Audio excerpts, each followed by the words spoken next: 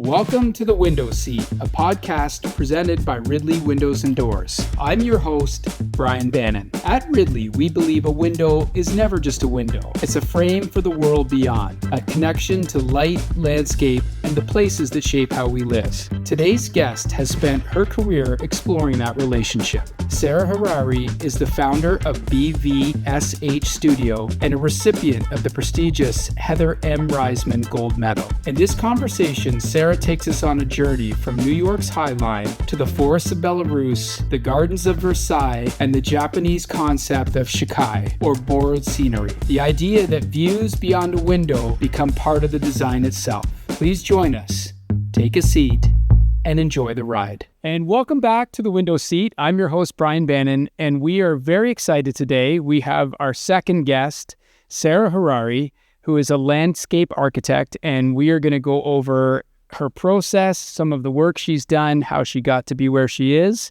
And so, Sarah, welcome to The Window Seat. Thank you for having me. Yeah, this is very exciting. So often we talk about things from a building perspective, whether that be windows, masonry, how things are constructed. But you were actually working with the outside of the building, the surrounding areas, and tying them in some cases with a new build, in some cases with an existing.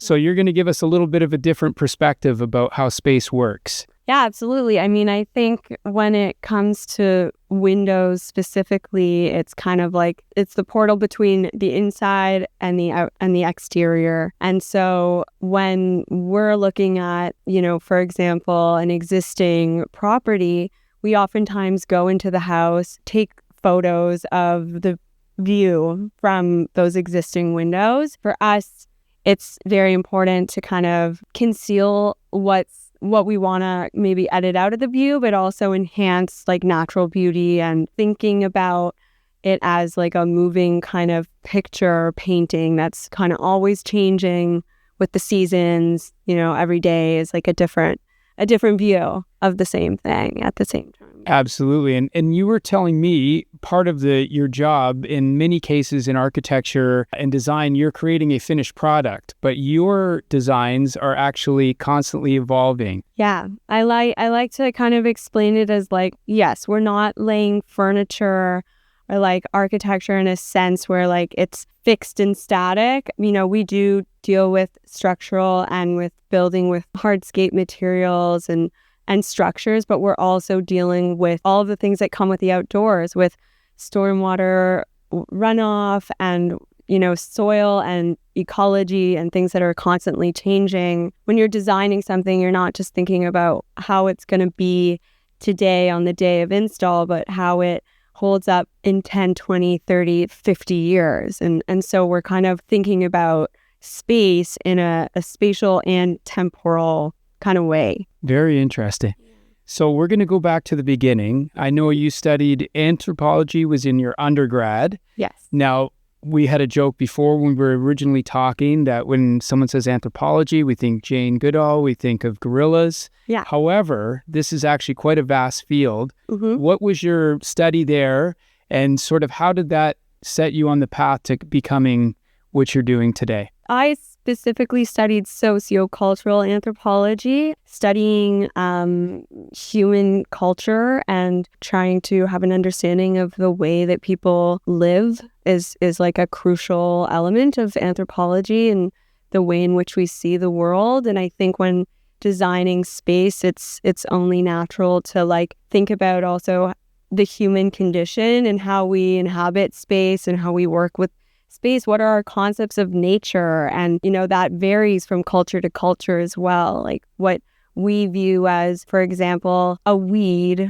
in the city or urban center could be a very different concept for someone who maybe has like history to that specific plant. And maybe there's medicinal knowledge. Maybe there's, so there's definitely a lot of driving things when it comes to why we do the things that we do, whether it's linguistic anthropology but yeah, I studied sociocultural. And so sort of the totality of the things that go into our lives that shape both our lives and I guess our perspectives. Mm-hmm.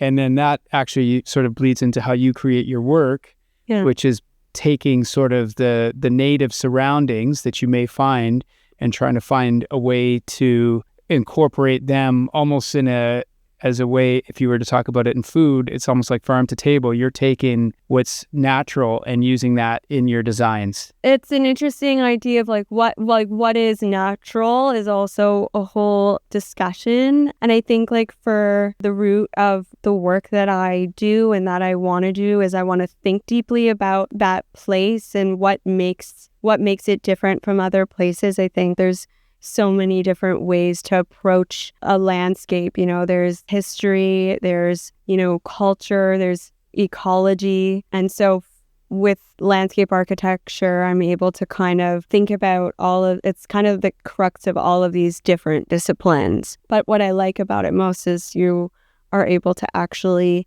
not just learn, but create something from it that hopefully make more meaningful places and spaces. Yeah. Very cool. And you and I have a shared connection, which is the Daniels Building, U of T School of Architecture. You did your master's there, did some time at the Daniels Building. Did many, many hours. Yeah. And we did the Heritage Gothic windows there on the one side. Yeah. You are a gold medal winner, the Beverly Reisman Gold Medal Award. Yeah. The Heather Wiseman. Yeah. Yeah. So can you tell us a little bit, first of all, about your studies in your master's? Mm-hmm. And second of all, the project in Belarus is very interesting. Mm-hmm. It actually is the ultimate sort of blending landscape with, I guess, life or survival in that case. But tell us a little bit about what you studied in your master's and then your thesis in the Belarus project. Yeah. Would be very interesting. For sure. Well, I'll just start off with the Daniels Building is a beautiful example of kind of merging old with the new. And I think you do a beautiful job in heritage preservation of the existing architecture and making it feel very different and separate from the more modern application to that building. Yeah. Where in the studio space, we're kind of in that more curtain wall, floor to ceiling. It's very expansive and you see all of Spadina. So I kind of, through my experiences in anthropology, I always had a very big interest in memorial and how people, not in in a typical plaque with writing on it, or a statue, but how does a place make you feel through other ways of making you think in ways that you don't typically or wouldn't typically think of it on its own. So my grandfather, he was in the Holocaust, so he survived the Holocaust living in the forest as a 6-year-old boy. I came to the topic of my thesis through him, through listening to stories about him surviving in the forest. In his eulogy, a word called zemlanka. In Russian, it means ground. And they would essentially build, because it would get to negative 40 degrees Celsius in the winter, they would kind of dig these underground shelters and they would live and survive the winters through creating these shelters. And so I was fascinated through, a landscape architecture perspective, a landscape architecture of survival. I didn't know where my thesis was going to go. And it wasn't until I started kind of studying more and reaching out to local people in Belarus, where I found out that there were actually some remnants of these dugouts that are unprotected and kind of disappearing right now in the forests of Belarus, as the forest kind of just regenerates. And so I found it really important to try and tell the story of who is in the forest and how they live there. So it's kind of in part documenting and then creating a memorial to bring people to the site itself. So to the there's one specific camp called the Belsky Partisan Camp. It's one of the biggest camps, ad hoc camps that was built during that time. And so that's where my memorial is proposed. It's in the works to be actualized. So that's exciting. Which is very cool. And for our listeners and watchers, I guess, as I understand it, basically people were hiding in the forest and creating dugouts or places where they wouldn't be found, but also were living in these crazy conditions. Yeah. And if you looked at the topography or looked through the forest, it looks completely natural. Yeah. And there was a Hollywood movie. Was there a movie that sort of explored a little bit? And that kind of, I felt if I would have any chance of trying to understand this more from Toronto, it would be to kind of find out more about the Belsky partisan camp, because of the movie Defiance. It was, a Hollywood film, and it kind of made the story more known. Yeah. I was there with my grandfather when it came out, and we watched it together in theaters, and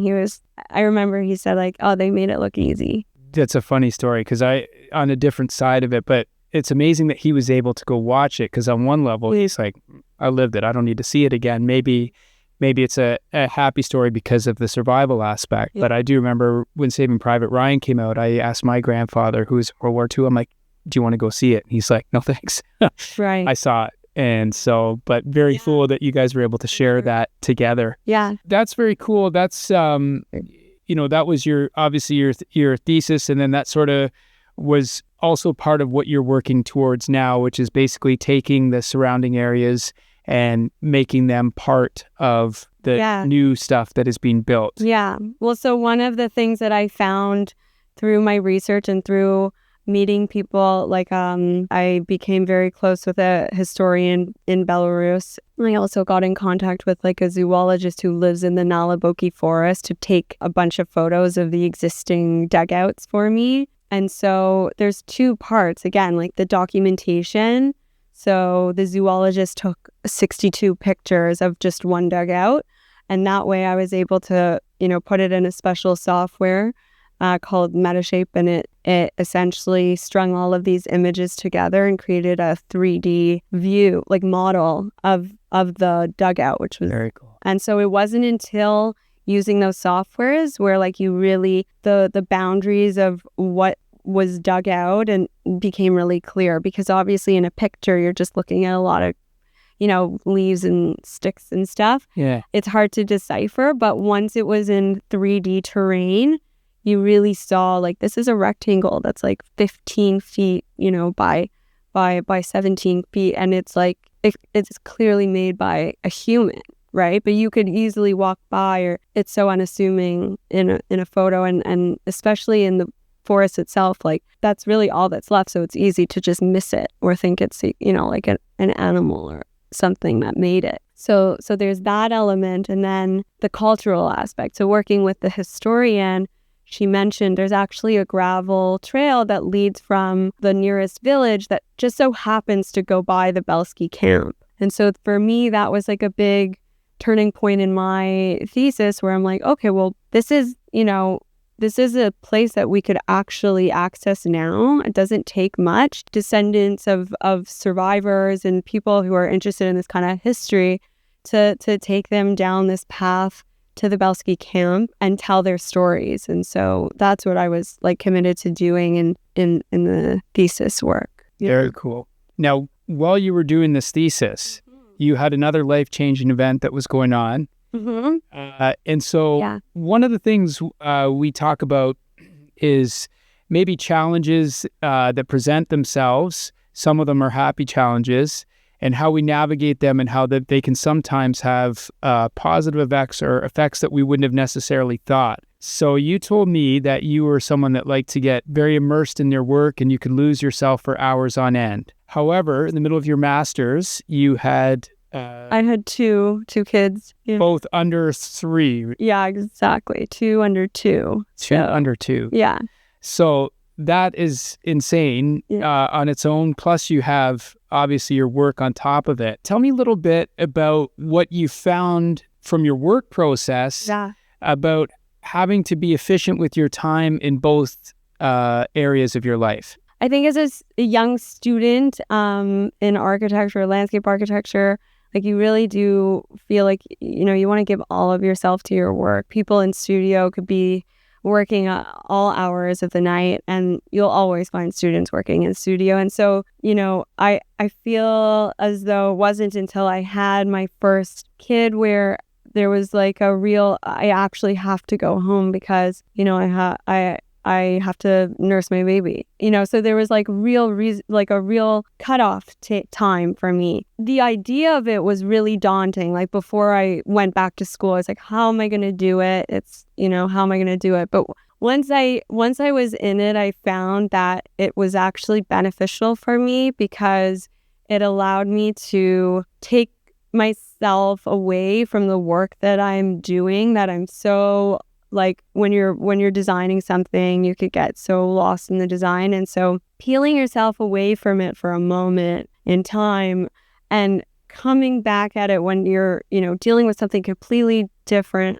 Obviously, it has its own stresses like raising a baby, but the fact that I was able to take that break and come back to my project with a fresh pair of eyes, I feel like made my work better. I was able to be more objective, or like some of my best ideas would be when I was like in a dark room, like nursing my baby. And I was like, like that's what I want to do. That's the direction I want to take the project in, So cool. So yeah, in the end, there's always enough hours in the day, I found, to do good work. And sometimes the best work comes from, a clear headspace. Which is interesting because I think of architecture, obviously, as an art. Some artists feel like they really have to suffer for their material. Yeah. So I remember reading about Bruce Springsteen trying to make Born to Run. Everything had to be so specific and so perfect. Mm-hmm. And later when he had kids, that was no longer an option, but the work ended up being just as good. Yeah. And so this idea that we have to suffer or torment ourselves or spend these hours in some cases may not be the case, because taking a breath or a walk or nursing a newborn may give you a perspective that you never had thought of before. I think with design in general, I had a mentor when I was working at a firm in Brooklyn, and she would tell me, nothing is precious. Sometimes you've spent so many hours doing something, you don't want to see if you've missed something, or if there could be a better way of looking at things, because you've already invested all this time. But allow for that breathing space. I find that's sometimes when like the best things come through. Yeah, it's the same thing when you're in the shower. You have your best idea because you've completely relaxed or taken yourself completely out of the idea. Obviously, the window seat, everyone's always excited to hear how windows fit into our world. We had a very cool conversation. You had mentioned sort of part of your process was looking from both inside and out. But what I wanted to talk to you first of all was the north and the south light, and how you, depending on what side you would be facing, can you explain to us sort of the differences and how that might affect how you would design something? Yeah, I think, so when it comes to architecture, I mean, the way that southern light will behave in a home is going to be very different than like the northern light. And some people are sunshine chasers and just feel really good in sunlight. And so that's very important. I know for me, I like to kind of feel like flooded in sunlight if I'm in like a main space, like a kitchen. Being conscious of where are you oriented, where is the house oriented, like what will allow for sun and to maximize sun when you want it, and to think about how you live will obviously make a big impact on where you're placing your windows as well. Like from a landscape perspective, obviously northern versus southern exposures are going to be really different in terms of what you would design a garden with and the plant material, because they behave very differently. If you're in a shady kind of corner, you might want to do like a more woodland planting palette. And if you're in southern light, full sun perennials, and it's a whole different kind of roster of plant material you would pick. And obviously the light, the landscape, everything, it would also depend if you're building a new thing, a new place, or you're working with the existing. We had spoken a little bit before about some of the classic study, the Hall of Mirrors at Versailles. Yeah. And also the Japanese concept of, I think it's called borrowing spaces. Yeah.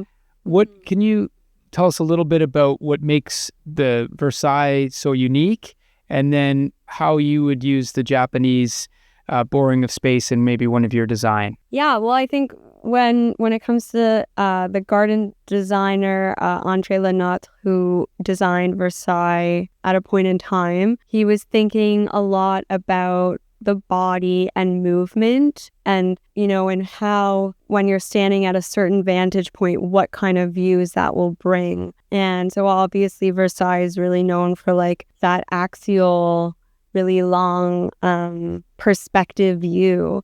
And it's not by accident that when you are in the main room and you look out the window, you're completely aligned with that. So thinking about the inside and the outside together was very thought through. But yeah, this idea is also like it dates back. You can find it in so many different cultures, and like Japanese garden making is also kind of one of those examples where I think it's called shake or borrowing space. There's this idea of, this is your property, but beyond that is like a beautiful view. You want to use it in a way that elevates your view from inside of your property. I think, whether it's when you look at some of the gardens, it's really like you're looking at a beautiful picture frame, and it's very intentionally integrating like the landscape beyond just what's right in front of you and kind of borrowing the beauty beyond that. Yeah. Very interesting. Now, if you were in an urban setting, you would have a different thing, a different perspective, or maybe even a different goal. And I think you were explaining to me, it's almost like you would edit the view. Is that correct? Well, yeah. I mean, I guess it depends on the property. It depends on how, if the client is really privy to like wanting their own privacy, to feel like their place is their own little oasis, which we often do. And in Toronto, want to feel like we're kind of like leaving the hustle and bustle of the city, and your backyard is that place to unwind. And so a huge part of urban design is how do we mask, maybe the views that we don't really want to be staring at all day, whether it's like the garbage, disposals, or your neighbor's pressure treated wood fence. There's a lot of things to think about when it comes to hiding those not so desirable realities of urban life. Absolutely. And I've lived in New York a bit, in Toronto as well. New York, it's very tough to sometimes edit it out, because that is actually part of the whole feel of it, right? Yeah. So very interesting. And so you're tailoring your spaces. Tell us a little bit about, if you have an existing space and you don't have the opportunity to create it, what's the process like for when you're working with an existing space versus creating a new space? So a new space, everything's open, you have the opportunity to sort of place things where you want, but an existing space, and sometimes, I guess, on top of that, sort of the merging of the two of them, when you have a contemporary or maybe a build-on, what are the different challenges in those? Yeah, I think when it comes to designing an existing space, sometimes those constraints of existing structures or already, plant material or existing, city trees, they also are good informers on where to take a project. And again, it's like listening to and looking deeply at what is already there and how do we work with it. And so we're very selective on what do we want to kind of keep in terms of whether it's like the character of the home or existing, beautiful trees that are so old that you just can't buy them at a nursery. And so we're working kind of within those constraints, but also coming at it again from like a fresh pair of eyes, where you're able to strip all of it away at the same time and be able to envision something completely, different. So it's kind of doing two things at the same time. That's super interesting, because in our previous discussion, we had found the same thing, that sometimes something that exists in your mind, you think of it as like it's going to prevent creativity, but in a lot of ways, it actually gives you an anchor and allows you to imagine something that perhaps you wouldn't have if you didn't have almost this building block or this base to work off. Speaking of making changes or working on the fly, you had a project in Parry Sound, And one of the cool parts of it was that as you were doing site visits, you had one of your young kids in the carrier going around checking things out. Yeah. Tell our listeners a little bit about what the original plan was and kind of how your vision changed and ended up creating almost something new based off of your sort of informed vision of using the natural and existing landscape to create.